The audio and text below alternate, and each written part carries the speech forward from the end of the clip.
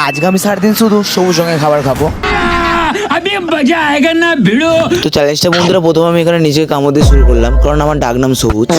তো তারপরে আমি ফ্রিজটা খুলে দেখলাম যে ফ্রিজে কিছু আছে নাকি, আর এখান থেকে আমি পেয়ে গেছিলাম ধনে পাতা সবুজ রঙের। তো তারপরে এই পাতাগুলো আমি ছাগলের মতন খেয়ে নিজেকে ছাগল প্রমাণ করে দিনে প্রথম চ্যালেঞ্জটা কমপ্লিট করলাম।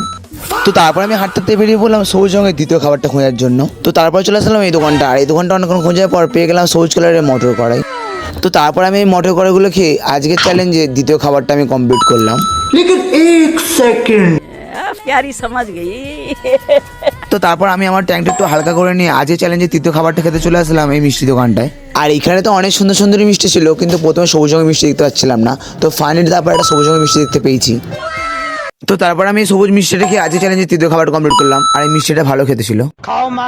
আর আমার এই অন্ধ ক্যামেরাম্যান আজকে এই মিষ্টি খেয়ে তার চোখ খুলে গেল।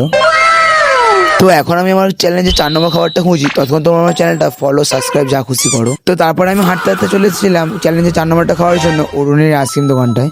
তো তারপর আমি এখান থেকে সবুজ রঙের দামি দামি আইসক্রিম দেখার পর শেষে আমি 5 টাকা দামি আইসক্রিমটা কিনেছিলাম। তো তারপরে আইসক্রিমটা খেয়ে আজকের চ্যালেঞ্জে 4 নম্বর খাবারটা কমপ্লিট করলাম।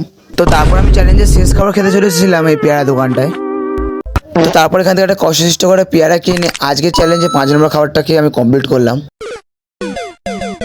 আর পরে কী রঙের ফুড চ্যালেঞ্জ করবো তোমরা অবশ্যই কমেন্ট করে জানাও, আর আমার চ্যানেলটা সাবস্ক্রাইব করে দাও। আপাতত টাটা, বাই বাই।